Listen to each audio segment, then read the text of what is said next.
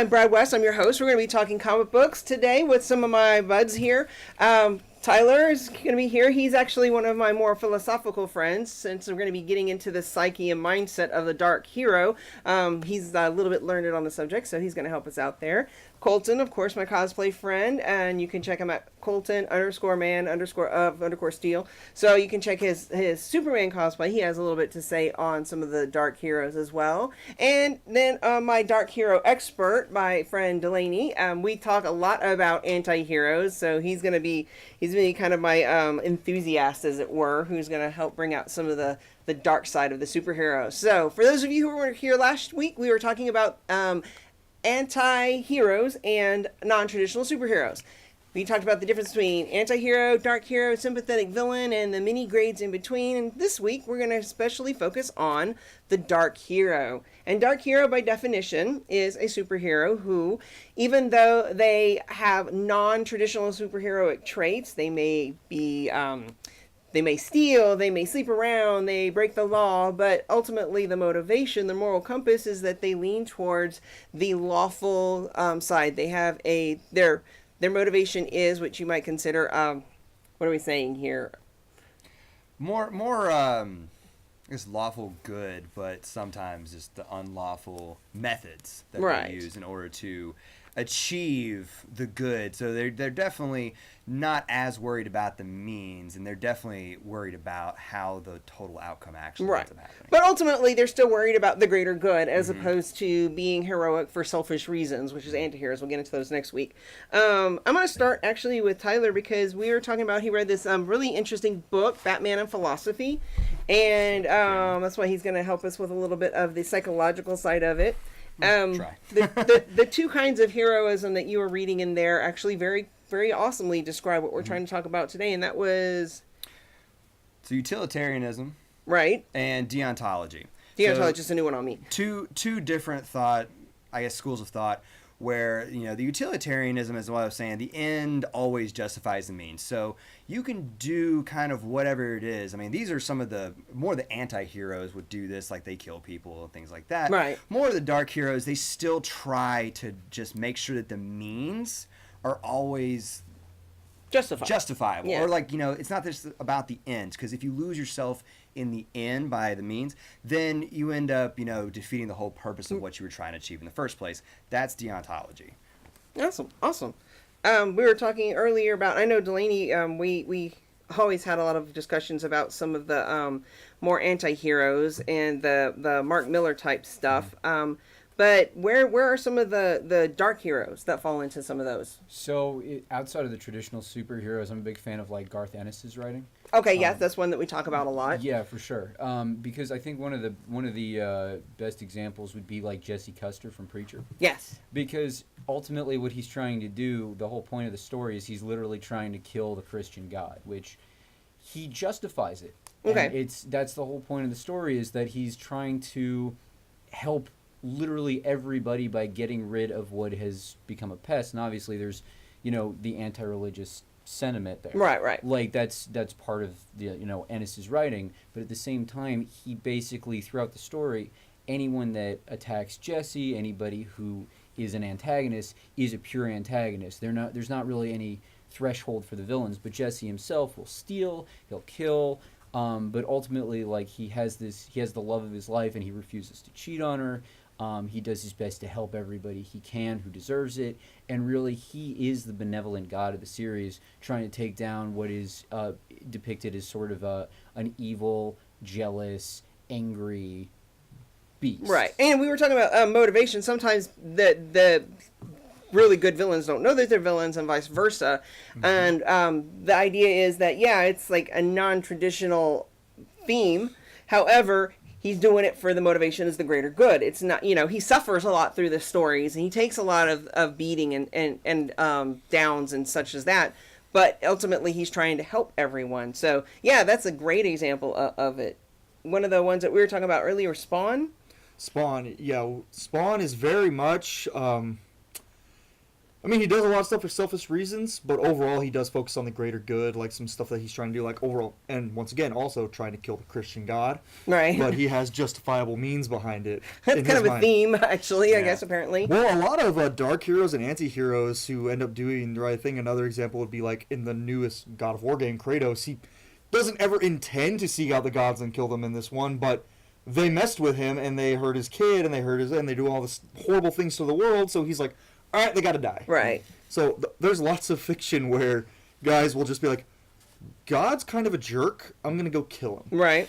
And we talked about the difference between like the traditional proto-hero, where a story starts off with somebody who is not in a heroic place, but you know they're going to become a hero. And that's not quite the same for the most part. But I think Spawn really fits into that category because, as we had discussed earlier, even though his ultimate origin is a Faustian deal and it's a selfish deal and he comes back to life to be with his wife, he does question his morality. He does question what he's doing. Well, a lot of dark heroes in general, they usually have this dialogue because they've chosen a persona that's very, dark means, fear-driven. Batman, his whole idea is that he chooses a symbol of fear. Spawn is literally from hell. And what these guys do, though, is they're constantly talking to themselves, and their self-awareness is just bar none. They're always trying to figure out whether they're really good or really evil.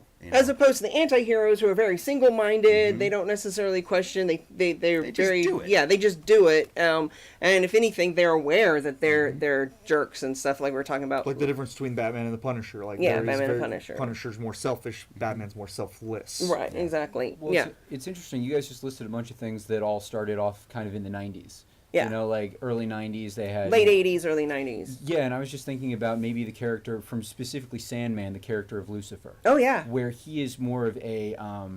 he's not really a villain, he's just kind of guarding hell. Yeah. And he himself, he's kind of a jerk, but he's, he's not doing it. It's like where he'll play an ironic song at a piano bar just to mess with someone who's going to die later. Yeah, exactly. Which is, but ultimately the goal is that he's a protagonist that is non-traditional traits. It's not your Superman. And even when we're talking about Superman, we were talking about how some of these characters, they kind of wane from one end to the other, walk the edge. And you like you were saying, definitely what started the trend was the late 80s, early 90s, when you had the deconstruction of superheroes, which was like the big thing that really got that ball rolling in the popularity of the modern ideas of superheroes and the different things you can do with them.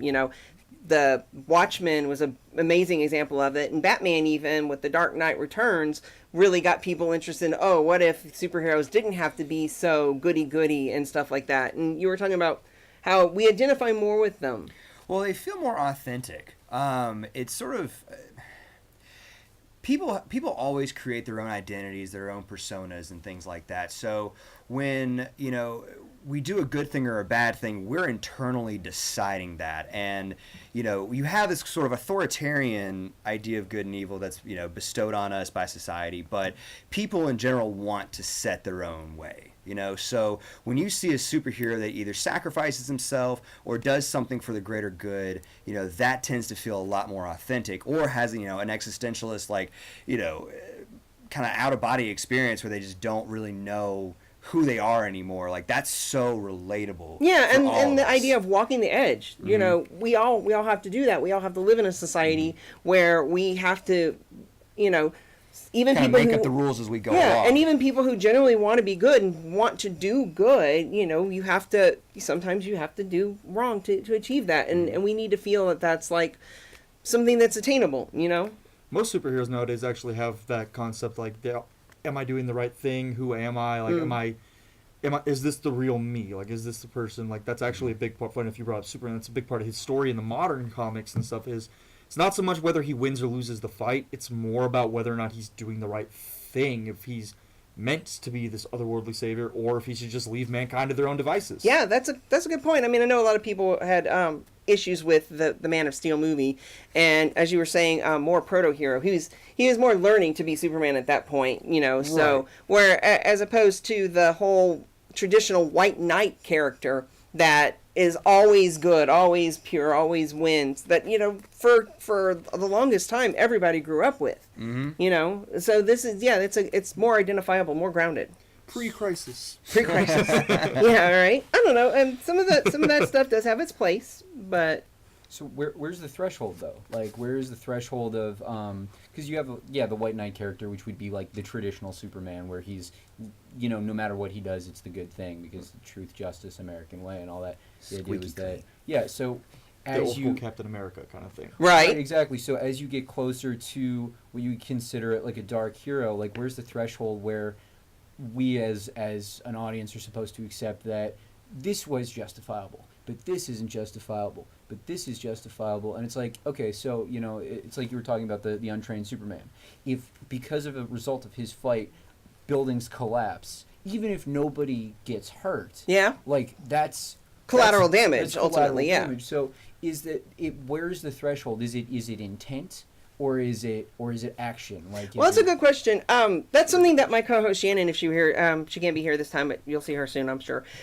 She always loves to bring out is the relationship between the audience and the writer, and there's always a interpretation. There's room for that once it leaves the writer. So it depends. What does the writer intend, and what do you as the audience take out of it? And that has a lot to do with your own personal background, your own personal morality, and so it is a pretty interesting dynamic as to, you know, what's the influence and vice versa. Because me personally, my whole entire idea of morality I gained from comic books, reading them since I was very little, watching cartoons and such, you know. So I do have a misconstrued, overly pre-crisis idea of what, you know, good and evil is. But at the same time, you know, modern kids who are watching this, and it's a different world that we live in. It's a different dangers, different just different morality altogether.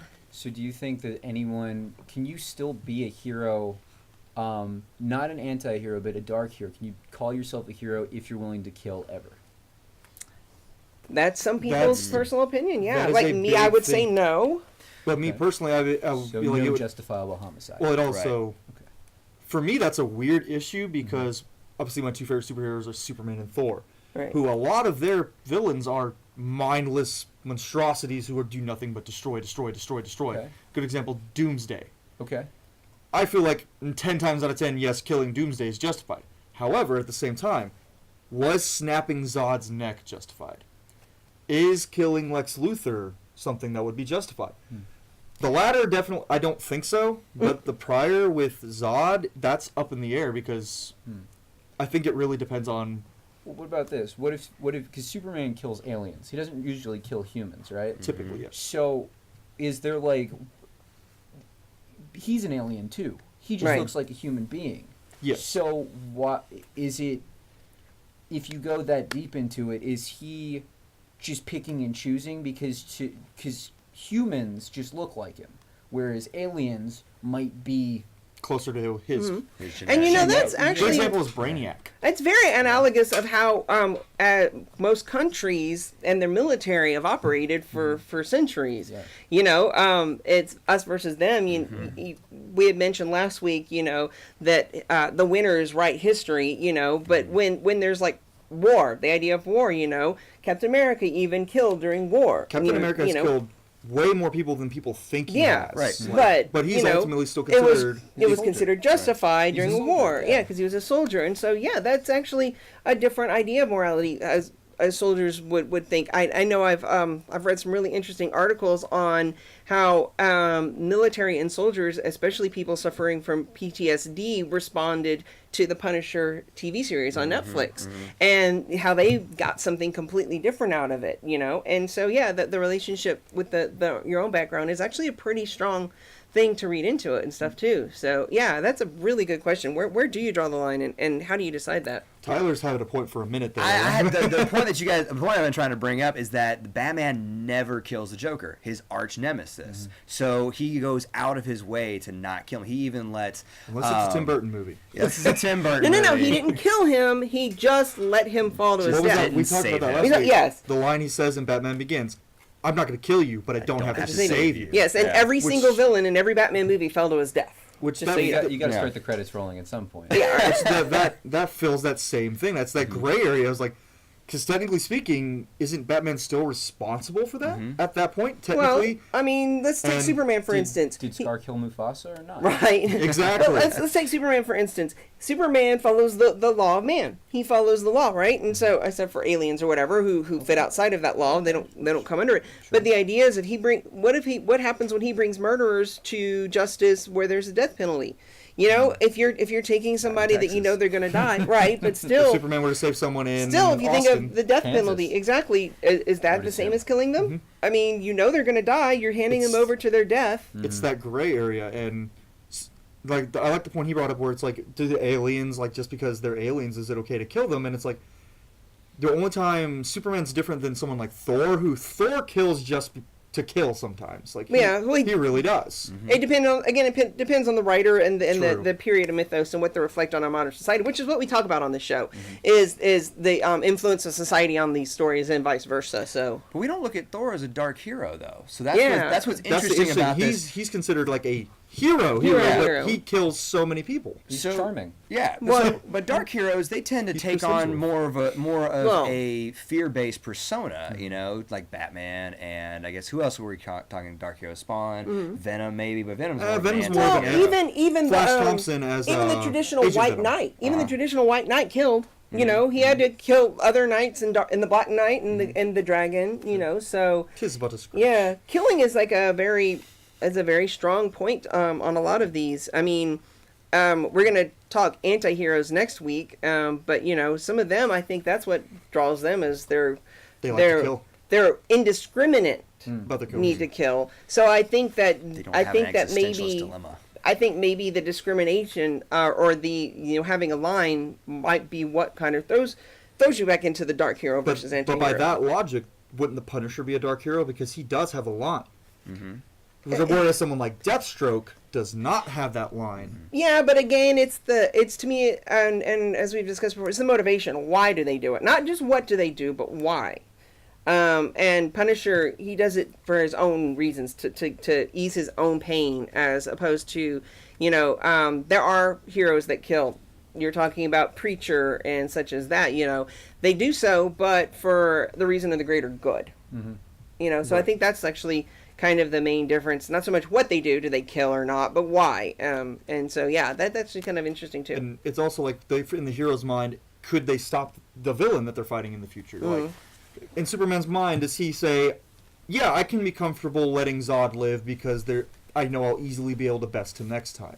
Right. No. But like it comes with Batman and the Joker. You let him go, and then he kills so many other kills people. again. Are you not responsible for those deaths? There's Well, actually and that's where like the original point of utilitarianism versus deontology really does fall into it, is because the hero will always lean towards the more deontological choices. So they'll always try to figure out the means that will be the greatest, like the good means, you know. And there's also sometimes they have the greater good. It's like it's like the needs of the few versus the needs of the many. Sometimes that comes into it too. That's a very common but thought they don't process. really It's a think Dr. about Doom that. kind of thing. Right? Yeah, where he'll kill 10,000 people if it saves the rest of the world. Yeah.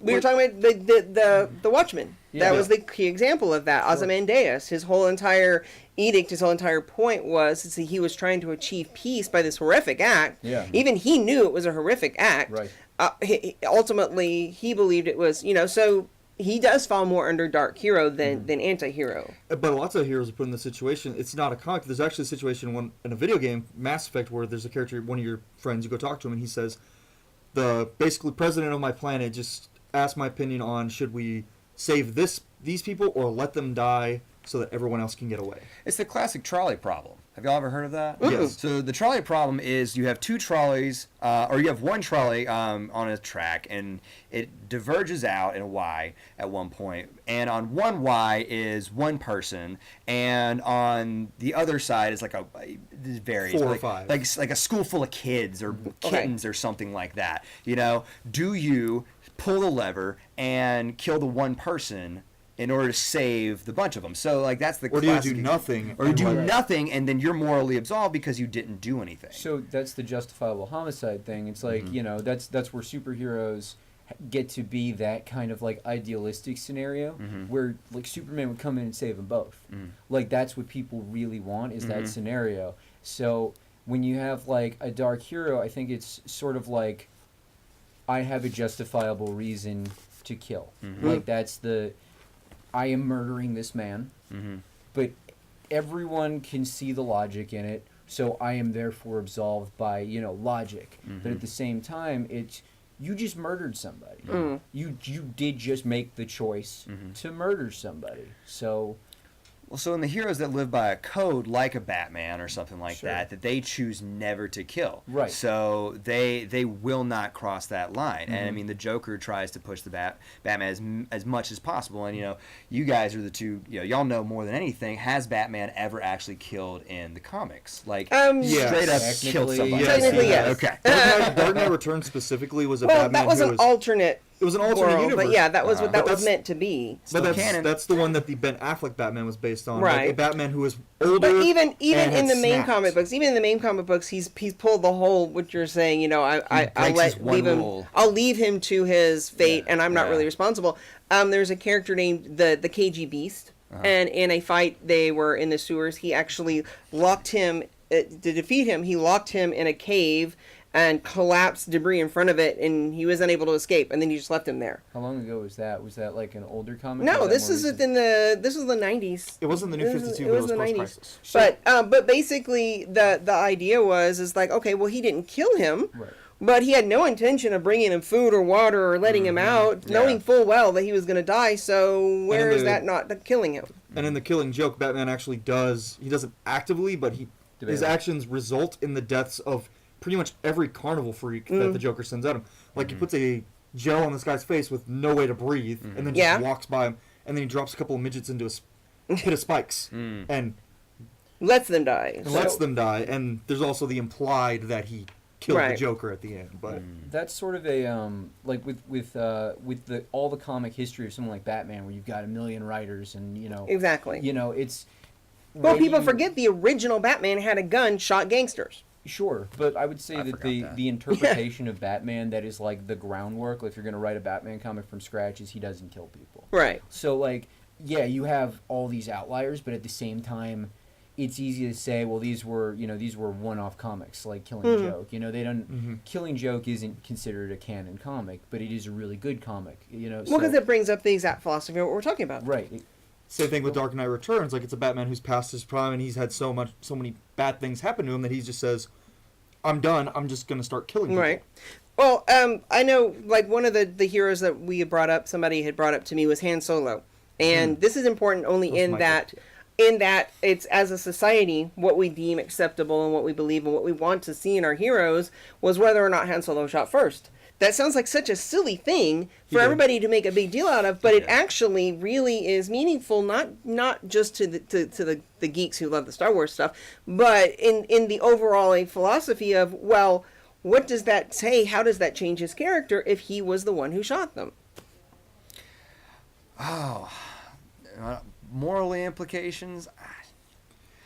Well, because Well, we want to think of our heroes as We want to good think of them as and- like doing good only, and only having good means. Him shooting Guido, I mean, he was a gangster. Yeah, the end justifies the means, but no, killing him, because you can kill out of self-defense, Right. in a deontological philosophy. That's like the only exception, really, is that if you are in a position where you are about to be killed, you can defend yourself. Okay, and Well- that's a good point too. What constitutes a hero, this whole conversation, it varies from person to person. Because a good Yeah. example of that is Spider-Man Peter Parker, he does not kill. And that is the only thing that makes him unworthy of wielding Mjolnir, is the fact that he will not kill. If he would Interesting. kill somebody, he'd be able to pick up Mjolnir. Well, going back to the Han Solo That might be an thing, interesting point to I'll look that more so into that. if I remember correctly, and I'm not the biggest Star Wars fan in the world, but wasn't that a punchline, more or less, to the scene? Him shooting first? Well, in the original, it was, and then they tried to make him more sympathetic. Because you got to remember, when Han Solo first came into the movie, yes, you knew he was a bad boy and a scoundrel and everything, and you knew he had this past, but he never actually did any of that. in the stories, not until the prequel. So when they redid it, they wanted to make him pure. They wanted to take away. It's like we were talking about last week. Disneyfication of Hercules. Heracles was definitely not a heroic person, even though it was Rapist, the murderer. exactly. So it was that was the point, and that was what people read into that. Before we do get too far, I do want to read. Tyler wrote me then this good quote from the book. Batman's moral stature stems from an appreciation for the complexity of human behavior and the extensive forms such behaviors can take. So I think that actually sums up what all of the characters are, is that they try to understand themselves and others as humans, as people. Like you were saying, the us versus them. Blade is a great dark hero simply because he kills vampires, and so you automatically have a line where well, the vampires are evil and he's killing evil, and it makes it very clear, so there's no moral quandaries in that, and so that's kind of a cool point. Well, and human behavior is very complex, so having, the subjectiveness of dark heroic morality is what makes them so interesting to read and watch and things like that, because they usually try to filter the information, and again, like you said, opposite of the anti-hero just acts. The dark hero, well, though they use a darker persona, they try to instill fear, they use a lot more violence and things like that. They will filter in, what is happening through their own moral compass, and then try to do the best thing possible. Right. Which, like the whole point of what we were talking about, is that does kind of change with society and time, and versus wartime and peacetime and different political climates, and they do reflect through that. Next week we are going to talk about straight up anti-heroes, which is and we already discussed why they become so popular and such. So why do you think that dark heroes are still necessary? Why do you think we need to still stay on that side of the line? That's the last part of I want to talk about is there a value to it, or would it be better if they just cross those lines? Well, at this point, pretty much every hero has strayed into the dark hero territory at some point or another. Spider-Man with the black suit. Right. Superman has done it before. And Justice Superman's another. He's right, topic. right. But yeah, I believe that it is necessary. The dark hero is necessary. Because that's what makes them relatable. Because we all have to make those decisions on a daily basis of, will this deed that I'm about to do the most good or the most harm? Right. We all have a dark side. Absolutely. Yeah, we all have a dark side, but it's not giving into it. It's actually questioning and staying on that line and not crossing it. That really is the most valuable aspect of these stories and these literature. But being in touch with it is great. Awesome. All right, well, that's all we have for this week. We're going to see you next week with the anti-heroes, and thank you for joining in. Again, I'm Brad West, and this is The Red Web.